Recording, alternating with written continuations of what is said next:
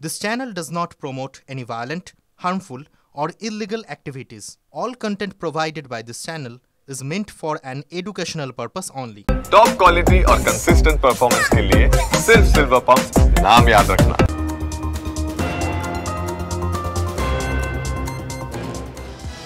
এবার পরে খবরে নজর রাখবো একেবারে খাস শহর কলকাতায় বাংলায় কথা বলায় মারধর করার অভিযোগ। এমনকি কলকাতা বিশ্ববিদ্যালয়ের পড়ুয়াদের বাংলাদেশি বলেও দাগিয়ে দেওয়া হয়েছে, মারধর করা হয়েছে, এমনটাই অভিযোগ উঠছে। কারমাইকেল হস্টেলের বেশ কয়েকজন পড়ুয়াকে বাংলাদেশি বলা হয় এবং তাদের ওপরে ছুরি লাঠি নিয়ে আঘাত করা হয়, আক্রমণ করা হয়, এমনটাই অভিযোগ উঠেছে বেশ কয়েকজন দোকানদারের বিরুদ্ধে।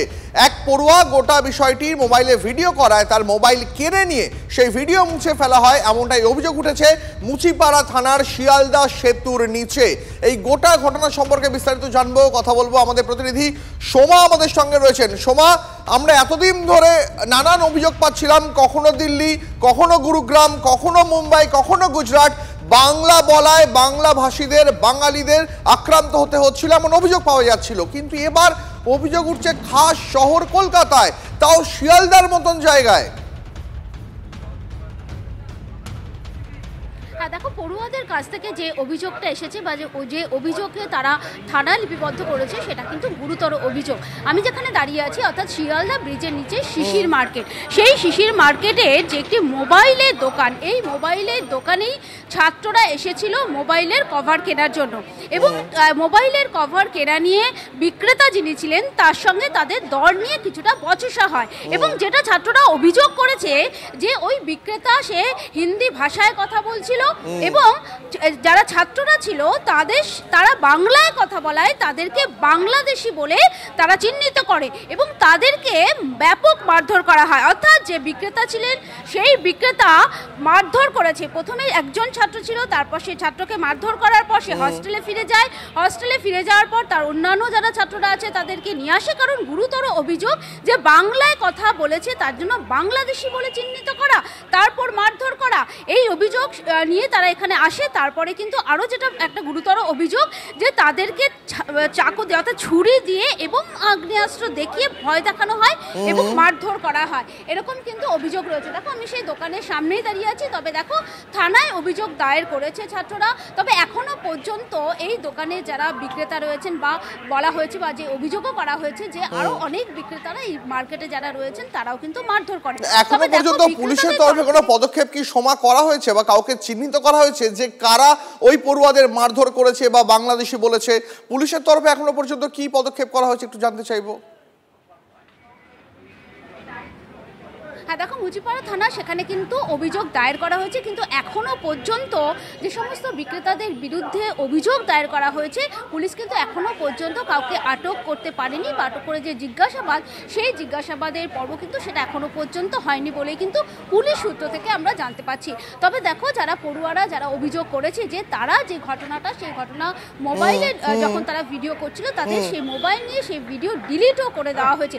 সমস্ত ঘটনায় কিন্তু থানায় অভিযোগ করা হয়েছে, অভিযোগ দায়ের করা হয়েছে, কিন্তু থানার তরফ থেকে কিন্তু এই বিষয়ে সময় আমাদের সঙ্গে থাকো। আমি একটু শোনাই দর্শকদের কলকাতা বিশ্ববিদ্যালয়ের যে পড়ুয়ারা গতকাল আক্রান্ত হয়েছেন তারা কি জানালেন টিভি9 বাংলাকে, শুনুন।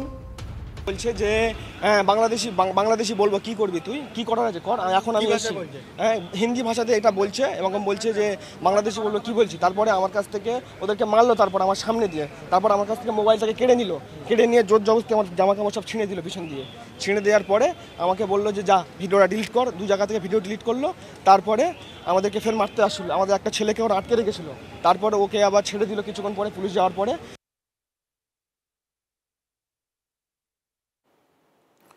আর একবার সেই ছবি দেখাচ্ছি আপনাদের, খাস কলকাতায় বাংলায় কথা বলায় মারধর, এমনকি বাংলাদেশি বলে দাগিয়ে দেওয়ার অভিযোগ। কথা বলবো এই মুহূর্তে আমাদের সঙ্গে কেন্দ্রীয় শিক্ষা প্রতিমন্ত্রী সুকান্ত মজুমদার রয়েছেন টেলিফোন লাইনে। সুকান্ত বাবু, বাংলাদেশি বলা হলো কলকাতা বিশ্ববিদ্যালয়ের পড়ুয়াদের, কেন বলা হলো? না তারা বাংলা ভাষায় কথা বলেছে। কোথায়? শিয়ালদা ব্রিজের নিচে, যেখানে একগুচ্ছ দোকান রয়েছে সেই দোকানদারদের সঙ্গে তাদের মারধর করা হয়েছে, ছুরি দিয়ে আঘাত করা হয়েছে, এমন অভিযোগ উঠছে। কি বলবেন? দেখুন, মাননীয় মুখ্যমন্ত্রী বেশ কিছুদিন আগেই থেকেই বাজার গরম করছিলেন যে বিজেপি শাসিত রাজ্যে নাকি বাংলা ভাষী এবং বাঙালিদেরকে নাকি বিভিন্ন জায়গায় ধরে হেনস্থা করা হচ্ছে। আজকে মমতা বন্দ্যোপাধ্যায়কে আমি প্রশ্ন করতে চাই যে বিজেপি শাসিত রাজ্যে আমরা পরে দেখলাম তার বাইরে কেরলেও বাঙালি যারা বাংলাদেশি ছিল তাদেরকে অ্যারেস্ট করা হয়েছে, যারা বাংলাদেশি ছিল যারা তামিলনাড়ুতে তারা অ্যারেস্ট হয়েছেন। মুখ্যমন্ত্রীকে এবার আমি প্রশ্ন করতে চাই, মাননীয় মুখ্যমন্ত্রী পশ্চিমবঙ্গের যিনি বসে আছেন, যিনি নিজেকে বাঙালির ত্রাণকর্তা হিসেবে প্রতিষ্ঠিত করার চেষ্টা করছেন, যে আজকে আপনার রাজত্বে বাংলা ভাষা বলার জন্য কলকাতা বিশ্ববিদ্যালয়ের ছাত্রদেরকে, অর্থাৎ বাংলার 1 নম্বর ইন্টেলেকচুয়াল বিশ্ববিদ্যালয়, মানে ইন্টেলেকচুয়াল জায়গা যে 1 নম্বর বিশ্ববিদ্যালয় মানা হয় কলকাতা যাদবপুর, এদেরকে সেখানকার ছাত্রদেরকে যদি অপমানিত হতে হয়, এর দায় কি বিজেপি নেবে নাকি মমতা বন্দ্যোপাধ্যায় স্বয়ং নেবেন? বেশ, অনেক ধন্যবাদ আপনাকে। আমাদের সঙ্গে এই মুহূর্তে তৃণমূল মুখপাত্র অরূপ চক্রবর্তী রয়েছেন টেলিফোন লাইনে। অরূপ দা, খাস কলকাতা শহরে বাংলায় কথা বলায় মারধর করা হয়েছে, এমনকি বাংলাদেশি বলে দাগিয়ে দেওয়া হয়েছে কলকাতা বিশ্ববিদ্যালয়ের পড়ুয়াদের। অরূপ দা, আপনারা তো মিছিল করছেন বাঙালি অস্মিতা নিয়ে, কি বলবেন এই ঘটনায়? কাল রাতেই এটা নিয়ে অভিযোগ দায়ের হয়েছে মুচিপাড়া থানায়। প্রশ্ন হচ্ছে যে যেই অঞ্চলে বিজেপির জনপ্রতিনিধি, সেই অঞ্চলেই কেন বেছে বেছে এত বারবারন্ত, সেই অঞ্চলেই কেন বাঙালি ছাত্ররা আক্রান্ত হচ্ছে?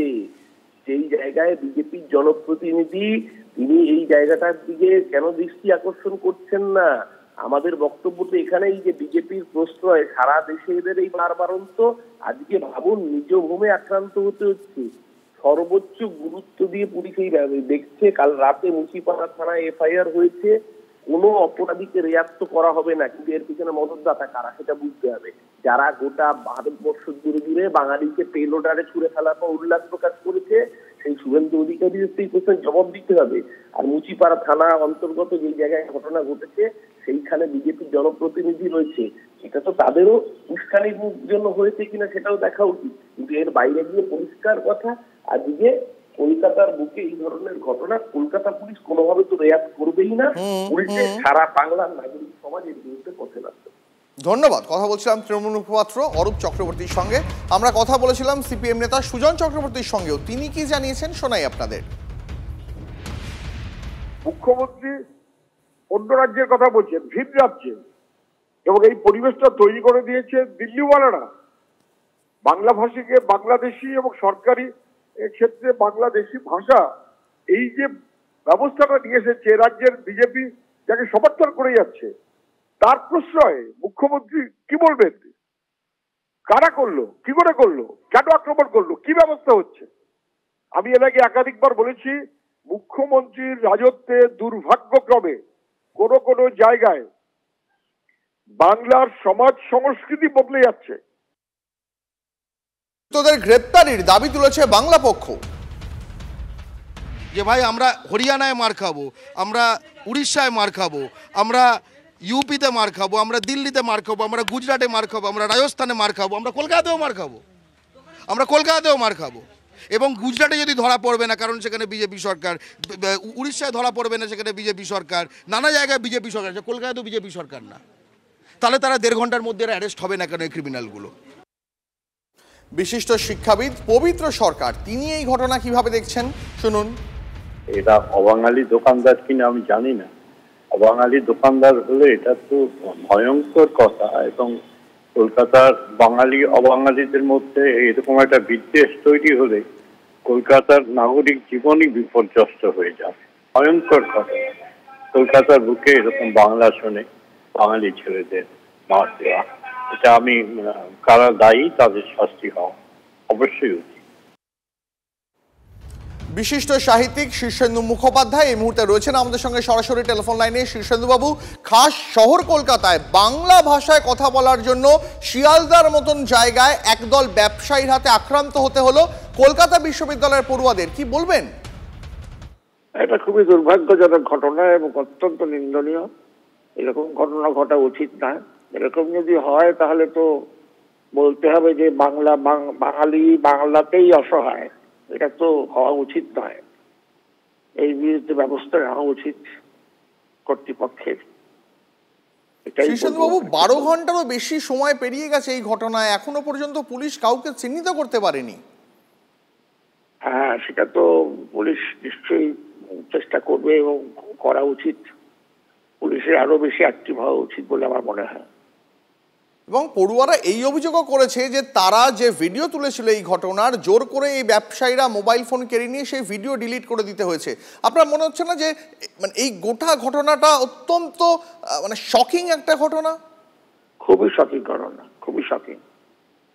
এরকম হলে তো বাংলাতেই অসহায় হয়ে যাবে, বাইরে তো কথাই নেই। বেশ, অনেক ধন্যবাদ আপনাকে।